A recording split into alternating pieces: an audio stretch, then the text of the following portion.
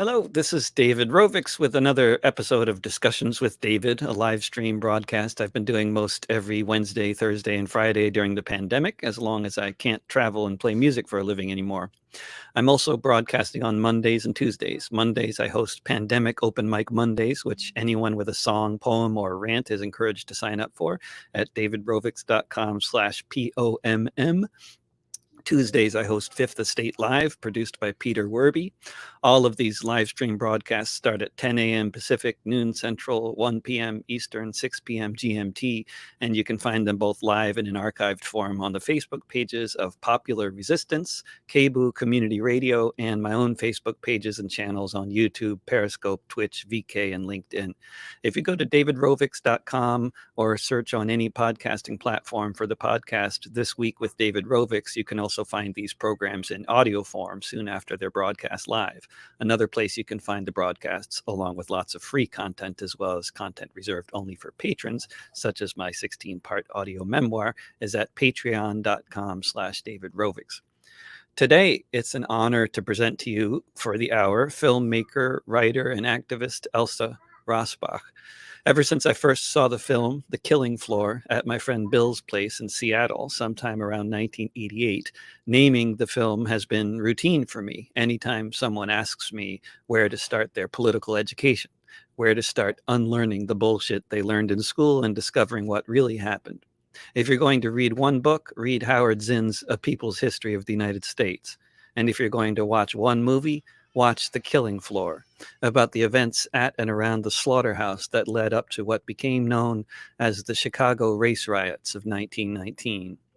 It was many years later, at a gig in Berlin, Germany, that I discovered that one of the folks in the room was the executive producer of my favorite film, which has since been just recently restored.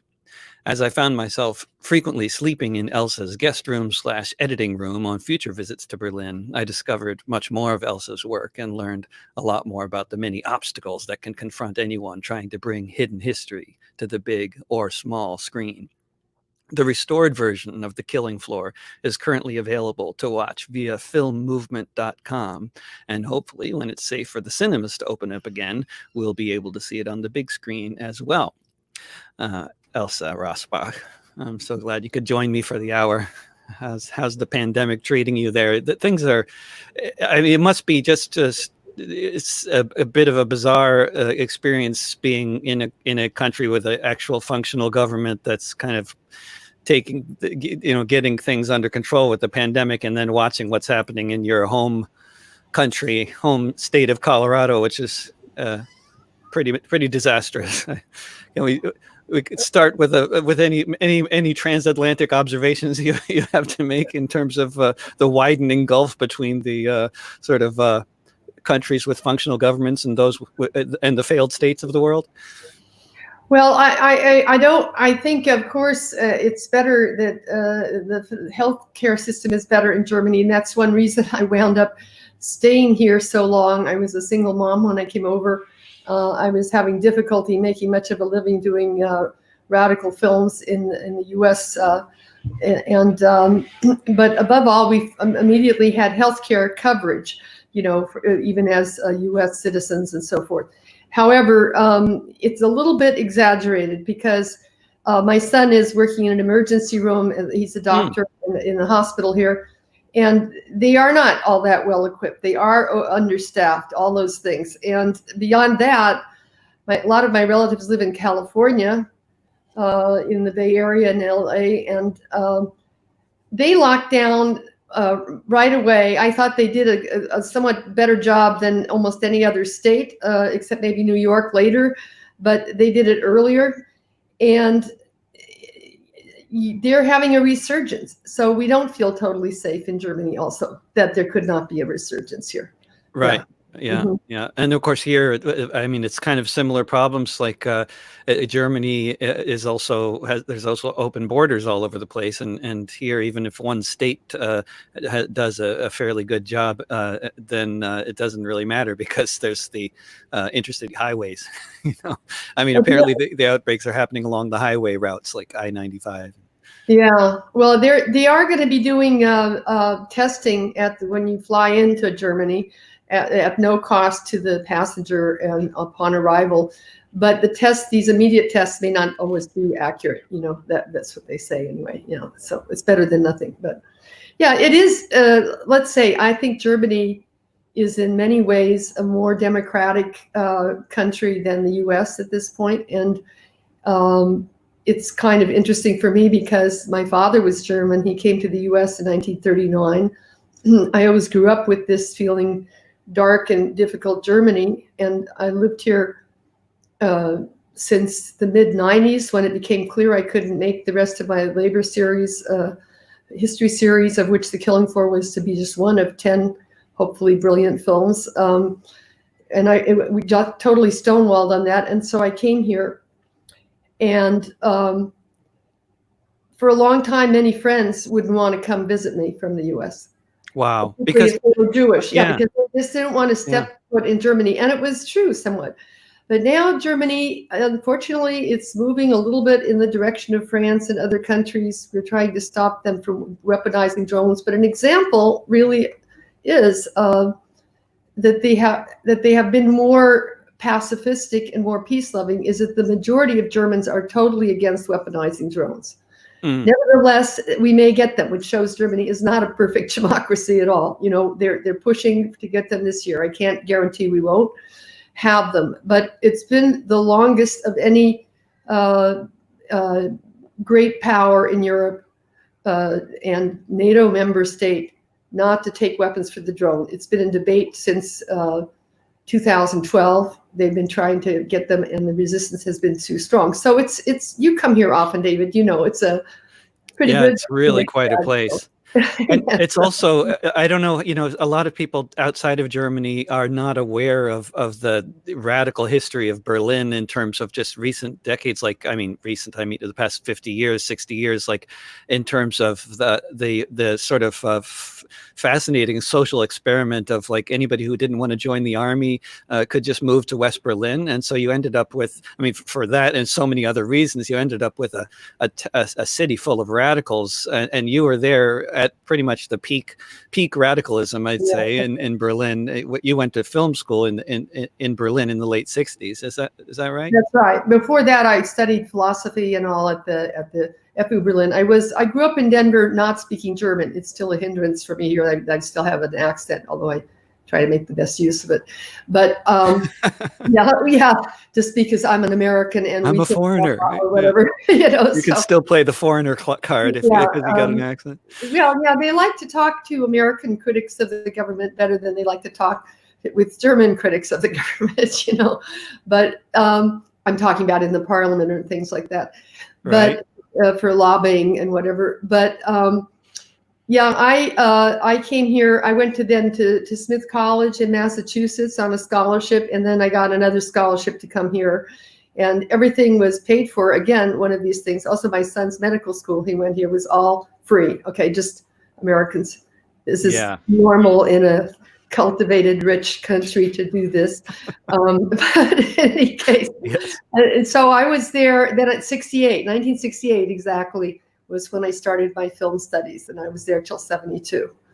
But a lot of the time, I and other students were hardly there because you were demonstrating against one thing or another, the Vietnam War. No, not just demonstrating. We used to have 2 giant military bases here in Berlin, and the soldiers were flying in and out to Vietnam. We had quite a lot of race conflict also on the bases. The bases were kind of divided between the bros and the black African Americans, and they had one dance place where we went. Then the others, then there were the ones who smoked pot, mainly white, and then the ones who drank beer, also white. So that was how it was. And so we had a GI newspaper, in which I was part of, lucky to be part of, and I know that I and many others at the Film Academy didn't come that often, and a couple of my friends joined the Red Army fraction. They were brilliant filmmakers, both of them, and they were killed in that. So yeah. Mhm. What were the circumstances when they were killed? There were a number of different actions, and I don't know how many people in the RAF were killed during that time. But Well, I don't know exactly, but I do know Holger Mines was the name of the fantastic cameraman at the Film Academy. He was about a year ahead of me and so forth. And he joined the real Baader Meinhof group. He was in their inner group, and he went to that big prison in Stuttgart, and he actually died from a hunger strike there. mm, And the other one was named Philip Sauber, and he was killed somehow in the shootout, but I didn't follow that quite as much. But a mm, friend of mine was married to him, so yeah, she mm. actually wrote a book about it, which unfortunately I've never read in detail, but yeah. But Life then is we had too other full to people who read were all the involved in books. factories. We were making, this was my inspiration to start doing this kind of work in the US. We made the fashion in the Film Academy was to make films about workers. The German 68 movement discovered three things. America was not all that great. America was also a war criminal, or the US, I should say, not America. They discovered that there were still many Nazis in high positions, and there was a campaign against that.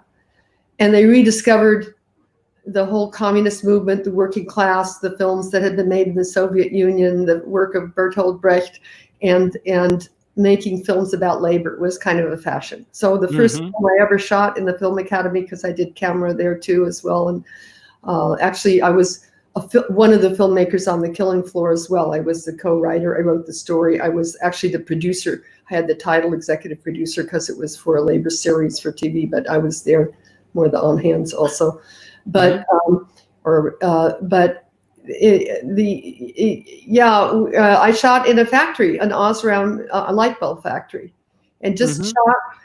Even looking at them work for 2 minutes is dizzying, Mm, because they do the same thing over and over again so many times in 2 minutes that mm. you just say, how can anyone How stand it? can they So survive? Yeah, yeah, so I mentally. got interested in it. I did another film, though, initially a feminist spoof of Clara Zetkin's visit. She was a great socialist and part of the SPD, who then became part of the Communist Party, and a great friend of Rosa Luxemburg. And she was supposed to take over the women's work for the Third International. And she met with Lenin. And the only thing Lenin never of course, I loved Lenin back then, but he never. One thing I didn't like, he didn't write a single text about women and women's rights or anything, Mm. So, which was more in the tradition of the German Social Democrats. So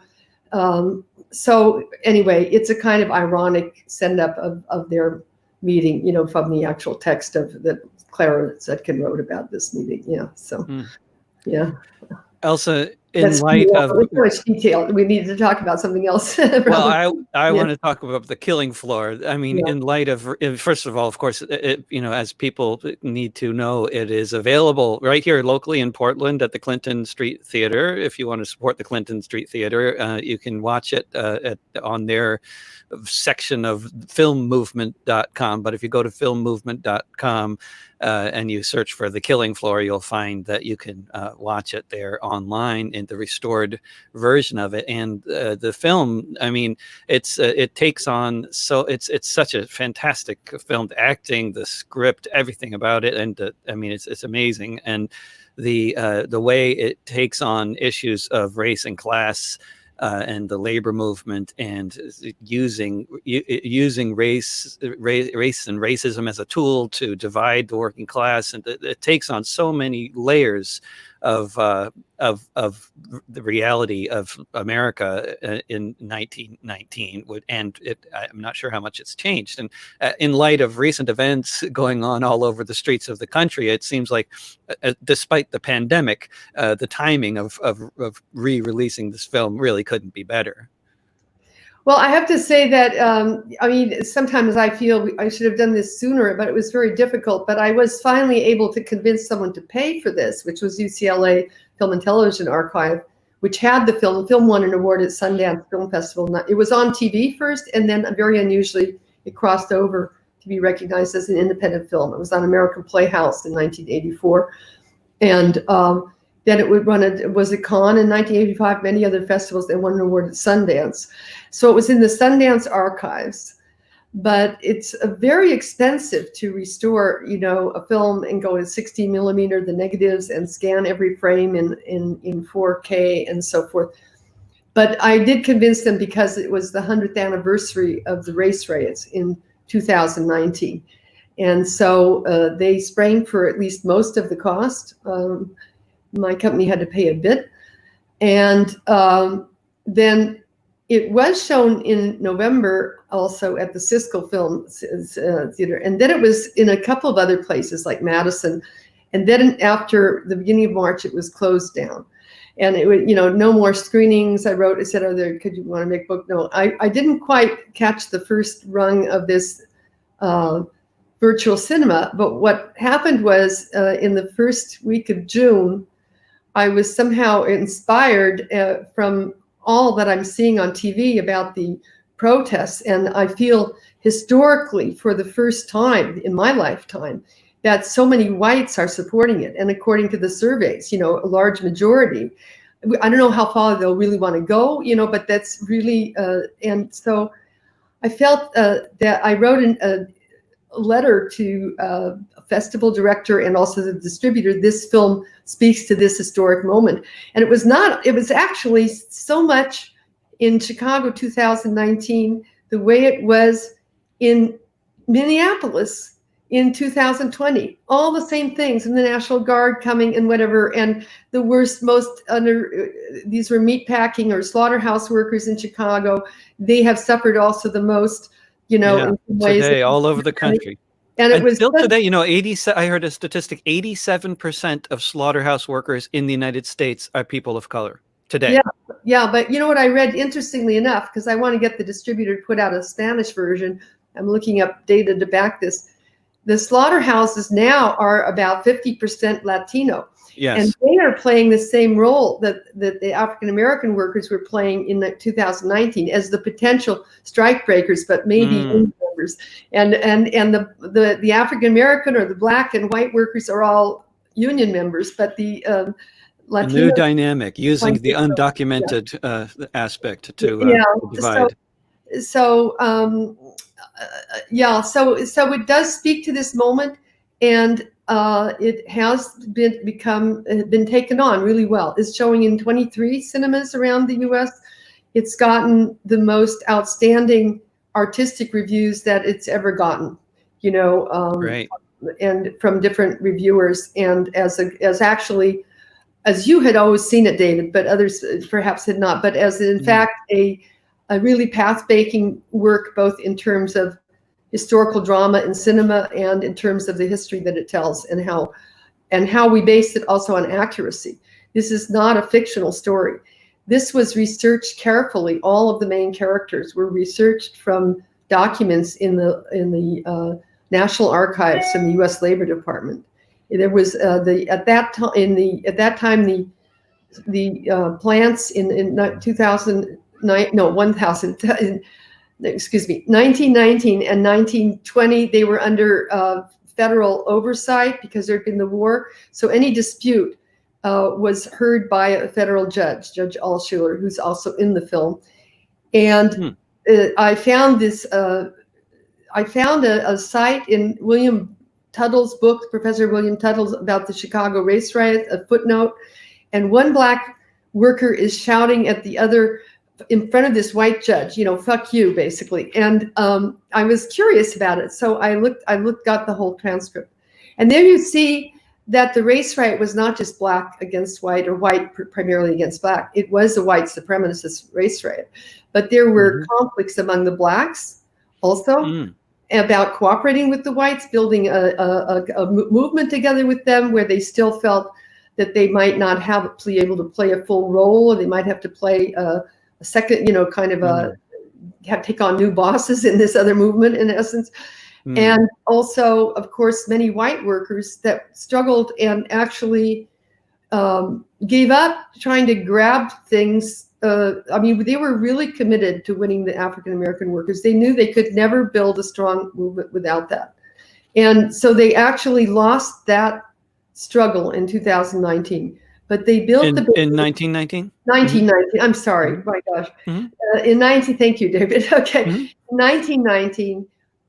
But you see in the film how the networks between the black and the white workers are built.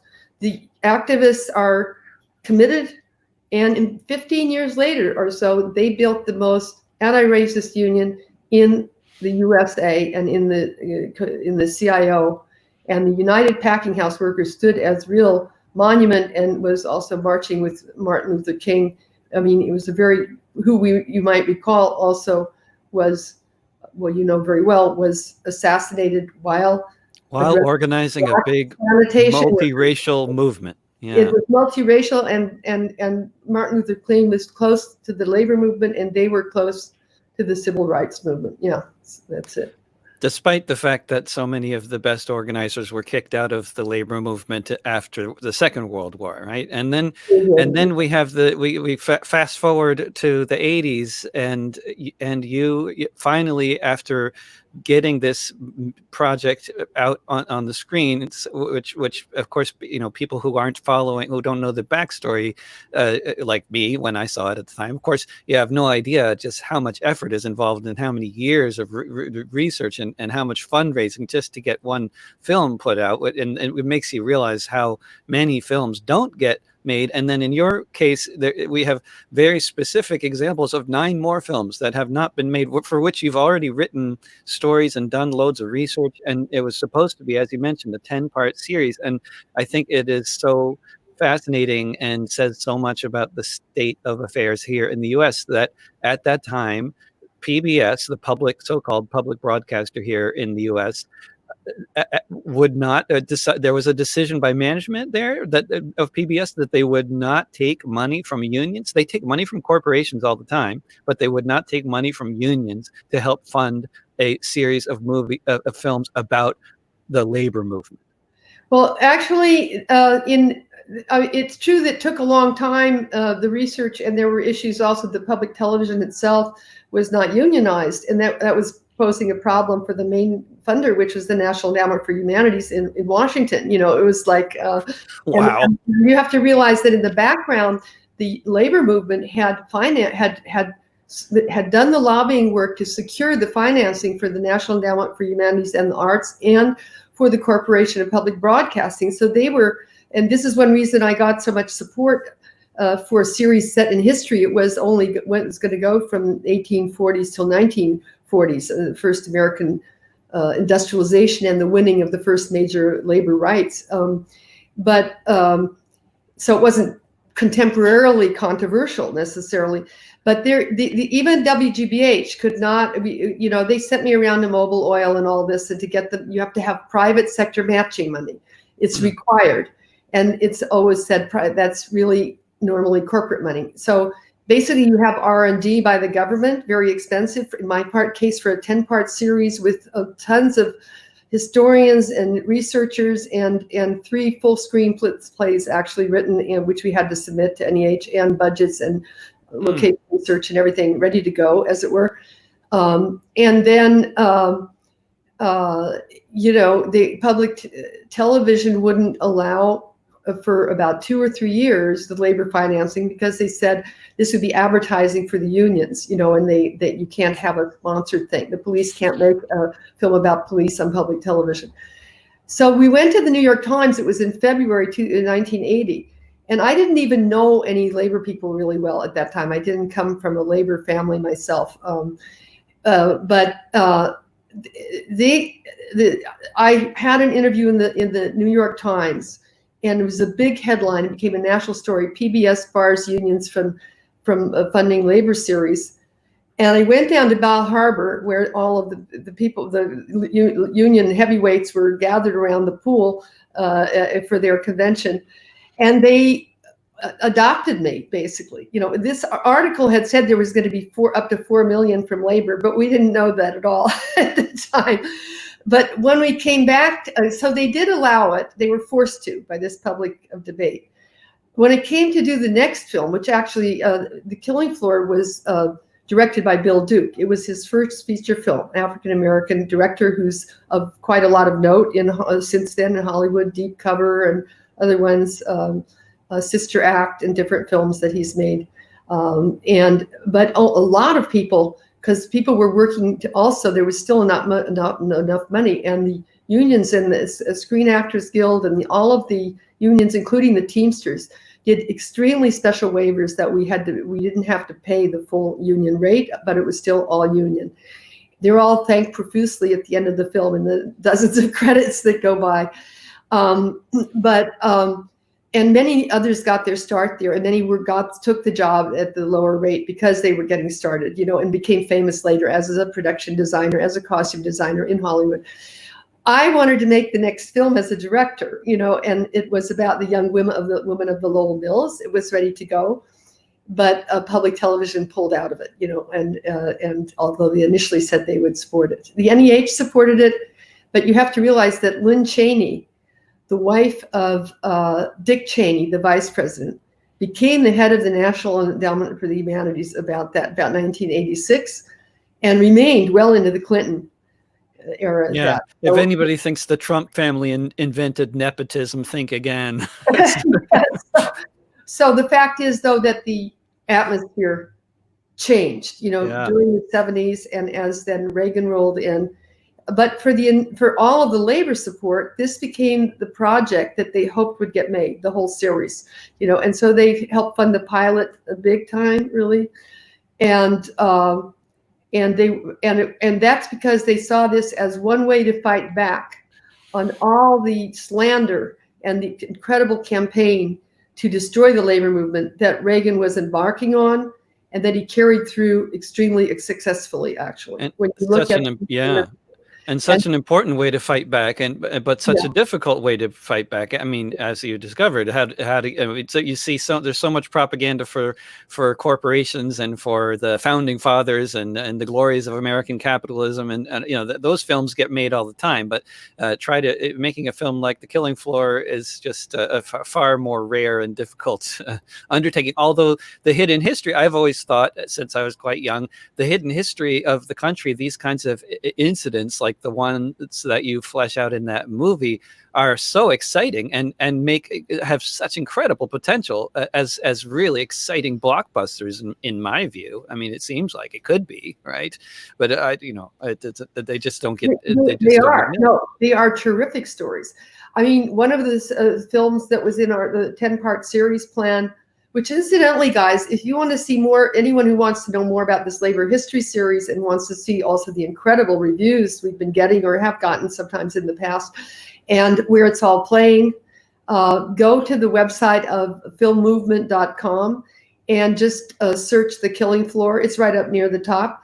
And you'll see that. You'll see details in the press kit about how the whole film was made, the outstanding African-American talent that we had for the screenplay, Leslie Lee, Obie Award-winning playwright, Ron Milner, one of the great all-time African-American playwrights, both unfortunately deceased, the pioneering African-American editor, John Carter, who also is unfortunately deceased in 2018, but who was the first African-American to get into the cinematography, something or whatever, music by Liz Swados.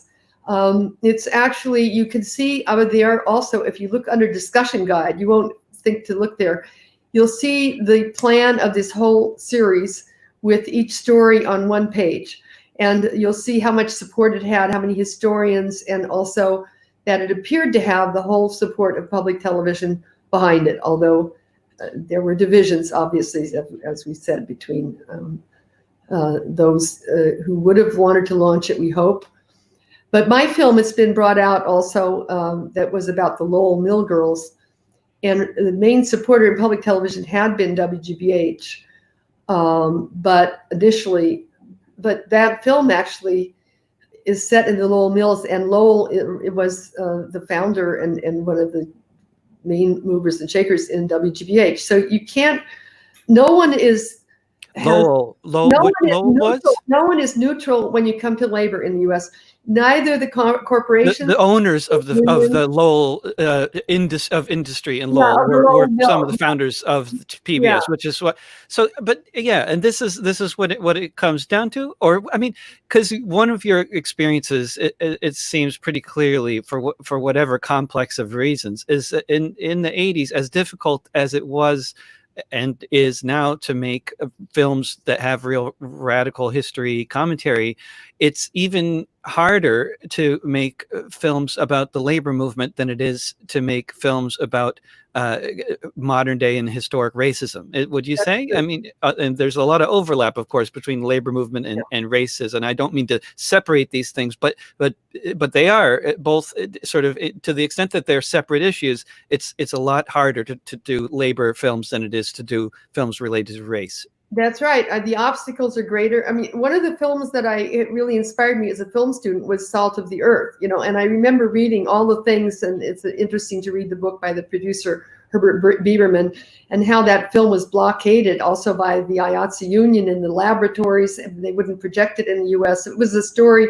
about Hispanic mine workers in New Mexico, and part of the union who had left the CIO, they were blacklisted basically as communists, and with communist writers and all. And I thought, oh, this is the kind of film I might want to make, but it will never happen again that you could go through all this, and so forth.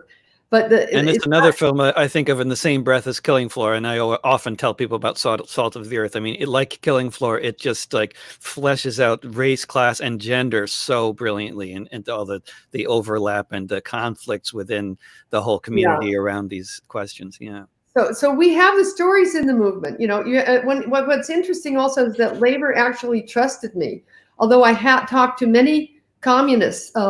The great African-American Charles Hayes of the United Packing House Workers, Jesse Proston, others. I met with them personally. Also, as I started, I met with Howard Zinn also, and I was started. And so I was inspired by these stories, and I had the same feeling they ought to be made. They're full of drama, entertainment, and they're also our real history, as Howard Zinn also said, the people's history, and it's true that the response to racism after the 60s in the cultural world was to come down on the side of identity politics. That is to say, the solution is to have more African-American editors and, I should say directors, writers, and to have Black films and so forth. There was, however, a tension always between identity politics and class politics. This is also the tension of the African-American workers in the slaughterhouses in Chicago in 2019. And our main character comes down in 1919. He comes down on the end. I won't tell you which side he comes down on. Right. No, people have to see the film. Can't spoil that amazing ending. I wanted this class story is more difficult. It's more easy to tell in Great Britain. Even you have filmmakers like Ken Loach and all. There's never been a Ken Loach emerge, really, a U.S. Ken Loach. I've heard that Ken Loach gets much of this funding from the French government. Is that true? Do you know? I mean, But I do know the sources. The sources of funding are an issue because nothing is usually clean source of funding. The unions did not look at the screenplays. They left me that freedom. The corporations, I'm not sure they would have if they had come in. Two did come in, but it was through the help of labor, Xerox and American Home Products Corporation, but with smaller grants, not like the real sponsorship like they do usually. But we see even the institutions like WGBH have their own, histories that relate to labor. And it's going to be true of every distribution thing that you have. So it's great how the streaming and frees up distribution, although I hope people will see it in the big screen because it's so spectacular. It really looks amazing.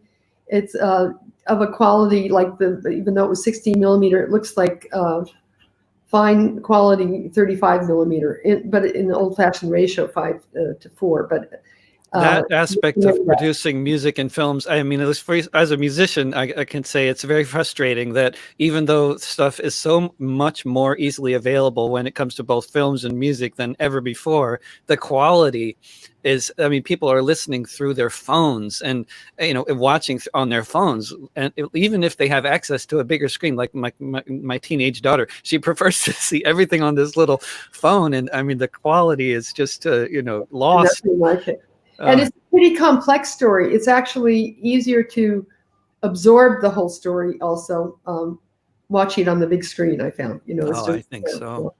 So So we are talking with Elsa Rassbach on Discussions with David, which you can hear live at 10 a.m. Pacific, noon Central, 1 p.m. Eastern, 6 p.m. GMT, most Wednesdays, Thursdays, and Fridays every week, along with the other broadcasts I host at the same time on Mondays and Tuesdays. All of these broadcasts go out live on the Facebook pages of Popular Resistance, Cable, Community Radio, and elsewhere, and they're all archived on my YouTube channel at youtube.com/drovix and on Patreon at patreon.com/davidrovix. And in podcast form, if you look for This Week with David Rovix on any podcasting platform. Also, it looks like you're in the final stages of producing that film that you've been working on for a very long time, which I'm really looking forward to seeing, about your father, who was involved in one of the plots to kill Hitler in 19 in yeah. You want me to talk about? Yeah, would you? I'll say a little bit more about this film. I'm hoping The Killing Floor will lead. I was supposed to direct. I had the wonderful Polish director Agnieszka Holland as my directing mentor for my first film. It was supposed to be a directorial debut as a feature film, which I've never been able to do. And I was able to get it refinanced through the thing that was headed by the 20-year, then later head of the Berlin Film Festival. But the German company went bankrupt. And that was yes. in 2002. I still have the rights, but I got very involved with peace activity after 2003 and have made some peace videos you might find interesting.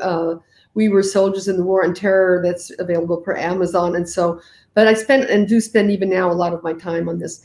So I'm hoping actually that there might even be interest in, I mean, I figure even the series was called Made in USA. Trump should really finance this, right? I mean, I don't know with a title like that. I'm just on the side. But maybe if he just sees the title, like going to the other film, I did explore and filmed over a. Gee, it's getting light. The sun is shining. Yeah, the sun moved there. It's sunset I can move in Berlin. A little bit too much. Yeah, I didn't realize this would happen so soon. Let me move over here a little bit more. That's okay. I'm sorry. Oh yeah, no problem. Better? Okay. This is live. I guess so. It just came from my window. And these things even happen on like the big networks these days, with everybody being home for the pandemic. We're getting a lot of very good bookshelves and kitchen backgrounds. I didn't realize the sun shines in this spot right during this. But I started. I was very burdened by the fact that my father was in Hitler Youth, and although he came to the States in 1939, he left Germany in 1938, so he wasn't involved with all the major war crimes, the worst ones.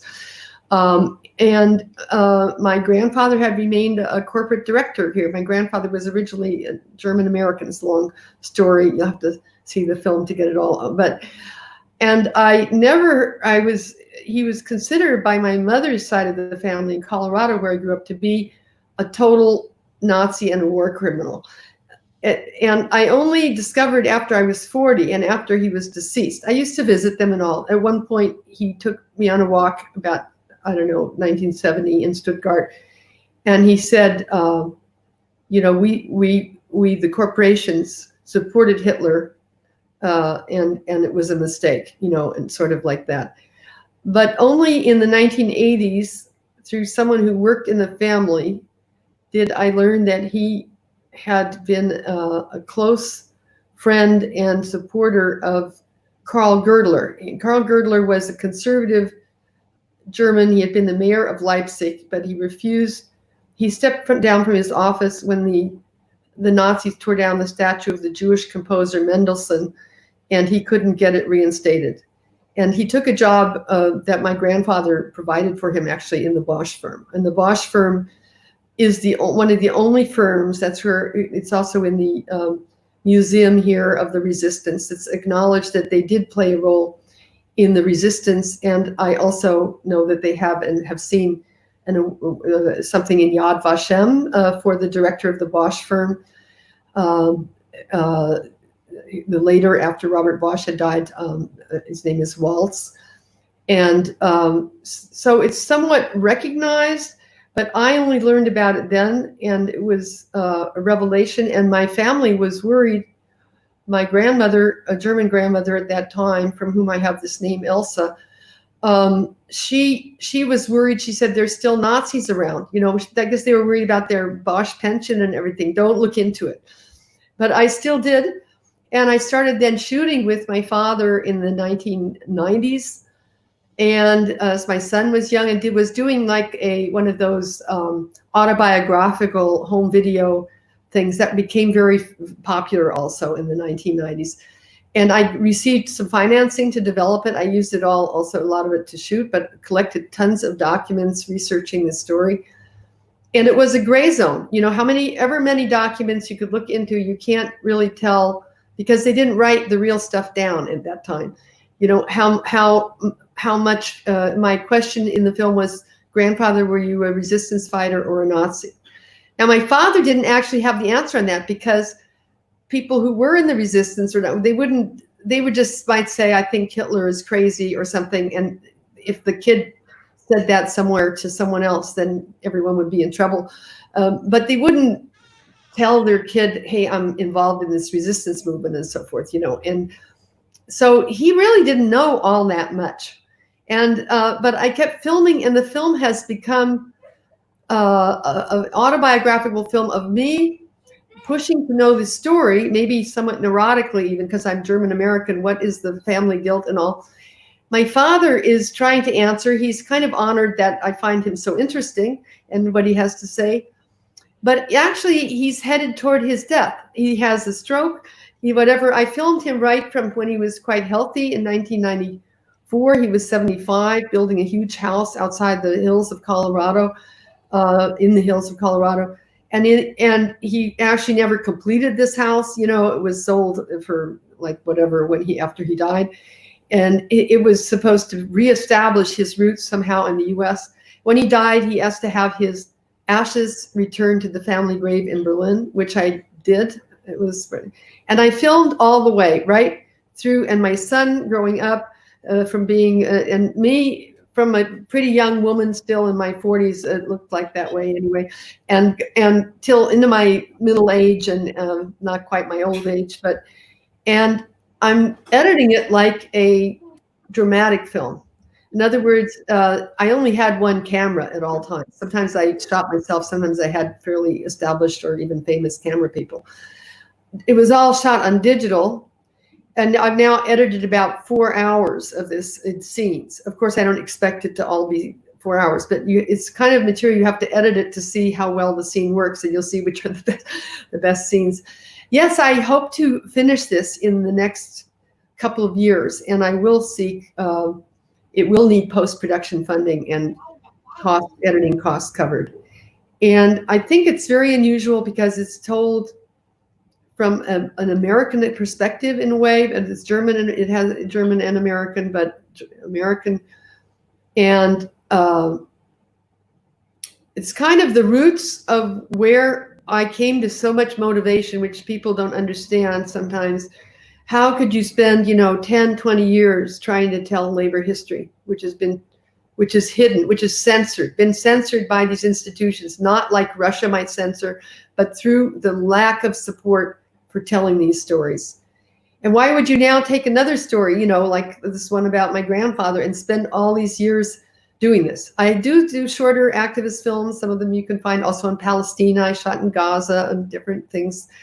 I do them in German and English, depending on what the situation is, or sometimes in English with German subtitles or whatever. But I feel that I was psychologically very motivated as a young child to somehow bring together these two parents, one German, one not trusting what the U.S. was saying in their broadcasting, and secretly having to listened in the basement to the German broadcast, which was kind of illegal. He could have been, and also when he went to MIT, being watched by the FBI and them collecting all sorts of documents on him because he was going on a skiing trip, and they said, "Oh, the German bought film material and stuff like that."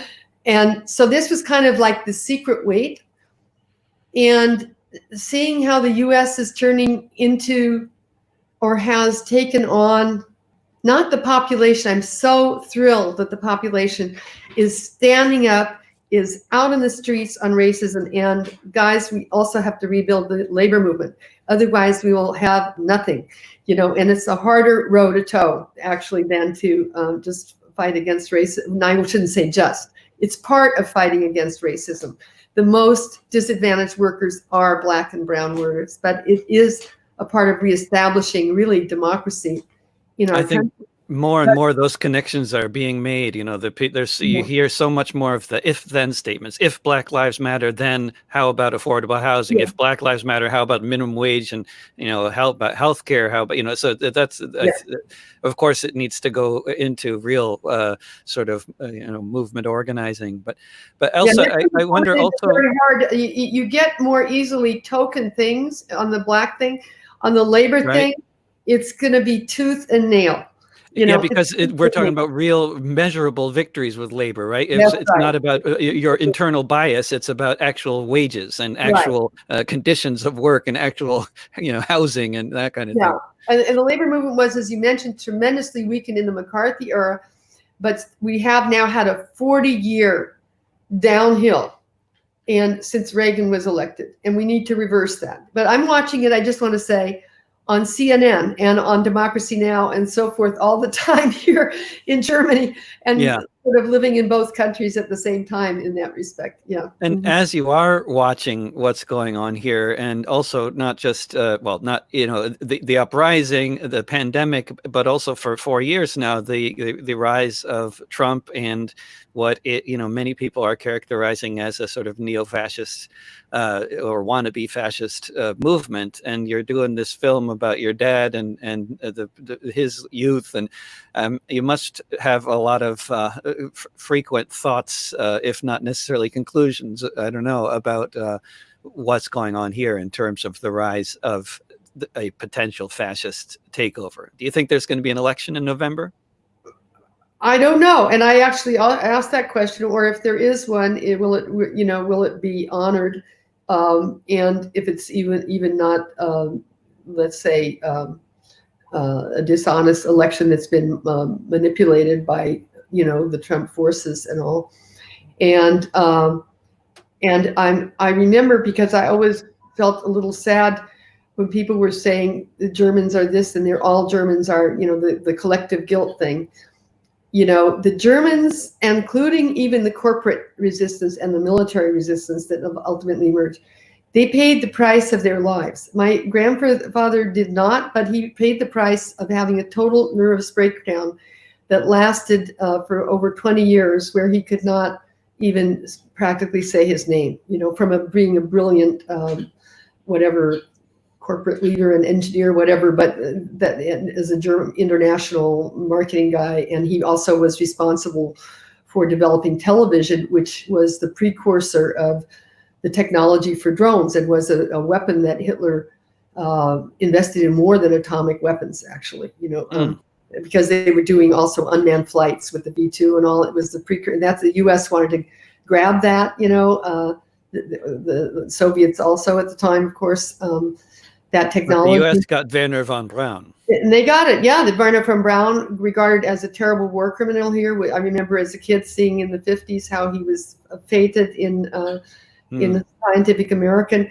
But the thing is that many Germans paid the price, and this has also not been told. Schindler's List was told, a nice corporate guy, but has the story of the communist resistance and the socialist resistance been told in the concentration camps, in the whatever, flying people who were safe in Russia, flying back, parachuting back to be in the resistance, and then being killed a year later.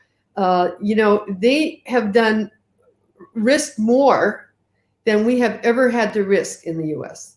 Mm-hmm. So I hope we don't have to get ready for something like that. And when it comes to that, then you see the gray zone of how I see my grandfather now, or my grandmother always saying she was against him being in the resistance. My German grandmother, do you want to be killed? You know, the questions in every family, how far they will go with the resistance. Is it even ethical to their own family, their own children to do so? All these things. I hope we don't come to that. I'm so proud of what people are doing in Portland and all around the U.S. since the end of May. I'm just really proud of it. Again, not just I have said, I know that Noam Chomsky has also said, it's a turn in the U.S. that we have not seen since. So let's take on now the issue of labor as well and class oppression. Yeah. Yeah, I mean, it's often talked about recent events. I mean, of course, in so many ways, it's unprecedented because of the confluence of the various factors going on with the pandemic and the uprising, and but there's a lot of sort of various associations that many people make between the current moment and historical moments that some of us are maybe have either read about or are old enough to have experienced. And I don't know if do you often get reminded of anything in particular that you've lived through or not? I want to make a comment on that. There was like a group that started Refuse Fascism, or I follow all these things, and some of them come to Europe. Even that movement did. I think it's a mistake to call it fascism. It's too early. Right. Fascism is much worse than what we're even seeing in the U.S. now.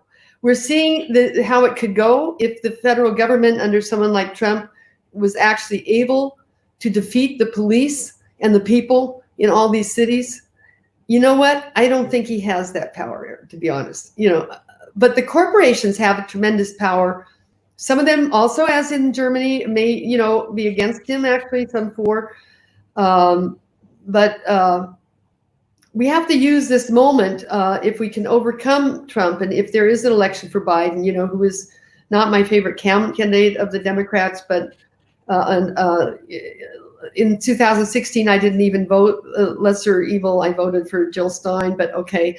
We don't know what kind of leadership we're going to have there, but we need to bring the ball back. We have to make our goal is not just to defeat Trump. The goal is to reverse everything that's happened since the McCarthy era. Mm-hmm. To use the momentum, if we win, to push it that far. Yeah. Yeah. Yeah. That's a good goal. Bring back the New Deal. Yeah. Right. Well, and there's a lot. It's a lot of talk. I mean, the thing is. Yeah, it's being talked about a lot. I mean, the mainstream conversation is now, I mean, universal healthcare isn't necessarily being supported by Biden, but it is very popular and a mainstream idea much more now than it was 6 months ago. And that's true of so many other things. I mean, it's just like. Yeah. Will Biden come out and say, and stand on the post office steps in different towns around the U.S. and say, I want you to join a union? Will he do that? I mean, no way. I'm just saying, that's what FDR did, and FDR was a bourgeois guy. He didn't let the Jews in. He was, he did hire a lot of communists, but he kind of, I don't know if he kept them on an equal basis with everyone else necessarily. I mean, but this is what we need. This is what we have to push for. Sanders would do that, of course, but would have done that had he. But. So I don't know. There's a choice of vice president. Who do you think is the most? I mean, the vice president's, I mean, maybe he's old enough that the vice president will end up having more influence than they usually do, but they don't usually seem to play much of a prominent role. I mean, it seems so often they're just there for looks, although maybe in George W. Bush's case, it was a bit different, but it was kind of more behind the scenes that Cheney was running the show. I suspect, rather than like, I don't know what personally whether it is going to make much of a difference either way, because it seems to me that one of the parallels here with the with fascism, I mean, the rise of fascism in both Italy and Germany, and what is going on today, that one of the parallels is the extreme ineptitude, weakness, and betrayal of the closest equivalent of the Social Democrats that we have here, the Democratic Party, to the Yeah. working class. I mean, they gave up on the working class 50 years ago. So it's like, now, why would we expect anybody to support them? I mean, it's a difficult, it's the same kind of situation where neither party has been successfully feeding the population of the country, and so neither one of them is particularly popular. Yeah. Well, it's a giant issue, and also here, although we have the left party and it speaks out much more openly, the Green Party, somewhat, but they're not like they are in the U.S. because once they were in the government here, they started saying, "Oh, let's do the Afghanistan war and this and that." We don't really like some of the things, but the Social Democrats, some of them are left. They are supported by the working class, and the majority of them, for example, are against the weaponized drones. But the leadership, in that way, it's very much like the Democratic Party. The leadership might cave in on this thing, and despite what the membership wants, so it is a big problem. Well, I would say, just to summarize, I don't want to oversay. I believe we have a rising fascist movement in the U.S. We have it also throughout Europe. Interestingly enough, in Germany is about the 13th in order of how many fascists. So it has less fascists than Sweden, Switzerland, France, Italy, and so forth, which shows the level of historical depth that they went to some degree, to examine and take responsibility for their history, which they have now. You probably know, right, in central Berlin, for the Jews, to take their history with regard to the Jews. And here's another example, but not necessarily with regard to the communists, not necessarily to the 20 million that were killed in the Soviet Union. It's a similar thing. It's easier to try to rectify what you did against the Jews than what you did against the communists or the working class movement for them. But I think it's so powerful that all of these statues are being, from Christopher Columbus through Teddy Roosevelt, Woodrow Wilson, at Princeton. He's not supposed to be anymore. I just feel that this is the U.S. is also going through a moment of recognition, like Germany had to go through, to some degree was even forced by the U.S. occupation to go through, about what they did to Jews. And I find that's a very positive development. So yeah, and people are now talking about the stumbling stones, like something. I mean, it's now becoming another one of these fairly common mainstream media talking points, is people mentioning the stumbling stones that are all over the cities and towns in Germany, and how we could have similar memorials to genocide and slavery here. We have also an interesting thing that could be repeated, which is in the district of Berlin called in Schöneberg, in Bayreuther Platz.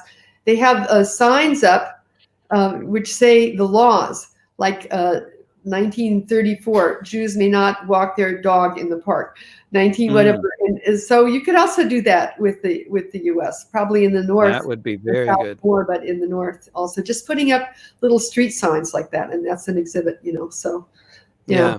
And in many neighborhoods, such signs would also be extremely uncomfortable for the locals, because those segregated neighborhoods are often generally still segregated today. Yeah. No, Elsa, on the street, no blacks are allowed to buy houses in this neighborhood. Yeah, that's right. Well, here in Oregon, that was true of the entire state. You can have all the other years, and then you could put that in. Yeah. I just moved back, so my head's about your size now, I think. Oh, yeah, right. I know, I'm often doing that too. Let's see, can we make our heads the same size? Yeah. Elsa, it's been great having you on the show. Thanks so much for being my guest for the hour. It's a whole hour. Wow. Yeah, it's been an hour now. I'm glad that you were able to let me babble on so long. I didn't know the interview would be so long. I was starting to say, Oh no, that was great. I didn't let you babble. I was interrupting with pertinent questions every now and then. I think I was trying to anyway. I think it went very well.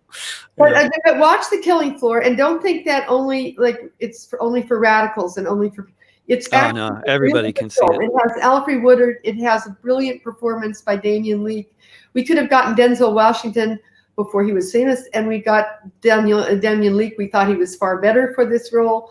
Moses Gunn, different actors that are later became famous and that you were only in a bit role in our film. And it has reviews from Variety and Hollywood Reporter and the New York Times, the New Yorker, as a brilliant, entertaining film. Okay, Oh, so absolutely. both reasons, Oh Okay. no, it's just great drama. It's you don't need to be a you Yeah, don't need to be a radical. I want to emphasize that it has both. Yeah, Oh so yeah, oh yeah. brilliant As all direction good art of does. the actors, who most of them came, as did Bill and the main writer Leslie Lee from the Negro Ensemble Company in New York. Play where actors and writers and directors were exploring Black history for a long time. So they have that. It's a really has a lot of roots. This film, yeah. Mm. So okay. Yeah. Hope to see you in Berlin again one of these years. Take Oh care, yeah, Elsa. you're not Yeah. traveling now either, right? I would love to come to the States, but I can't. So No, yeah, certain border issues currently and pandemic issues when it comes to actually playing in a yeah. little venue full of people. That's not I happening have right now. many great friends, and I'm getting up in years, so I always want to see them. Yeah, For of course. I don't know how long it would take, and of course, if I fly there, then I also face coming back here, where my family, my son is, and my partner, and whatever. So it's like, yeah, Yeah, we'll see how it all works. Yeah, yeah. We hope yeah. it gets over, or at least it gets enough in control that Mm, we'll meet again. Yeah, I in person. hope so. Okay, Yes. good. If Take not, care, Elsa. this is a good second, actually, I have to say. I What's really that? enjoyed this. If we can't meet in person, this is Yeah, then this is yeah, that's why I started doing these we shows, would because actually do more often this way because it's exactly. okay. Yeah, yeah. Take Okay. care, Elsa. Okay. Bye bye. Bye-bye. And thanks for tuning into this conversation with Elsa Rassbach. You can find this and other discussions with David in archived form in various locations, such as the Discussions with David playlist on youtube.com/drovix, at patreon.com/davidrovix, soundcloud.com/davidrovix, and on any podcasting platform if you search for the podcast This Week with David Rovix. The music, the live stream broadcasts, and the podcasts are all free, but if you want to support my journalistic and musical efforts, plus have access to some exclusive offerings just for patrons, please join my community supported art program, or CSA, at davidrovix.com/subscribe or patreon.com/davidrovix. If you're somewhere in the region of Portland, Oregon, please go to artistsforrentcontrol.org and sign up for text notifications to be part of Portland Emergency Eviction Response to help us mobilize against the coming waves of evictions. I've got a crowdfunder for an album project going, also known as a struggling gig economy worker employment scheme. You can check that out at davidrovix.com/pandemic sessions. I'll do a live stream fundraiser for the album tomorrow, Saturday, July 25th at 1 p.m. Pacific, 4 p.m. Eastern, 9 p.m. GMT. Hope to see you again soon here in the Matrix and out on the streets. Don't pay the rent and don't be afraid of your neighbors. Mutual aid will get us through. Bye for now.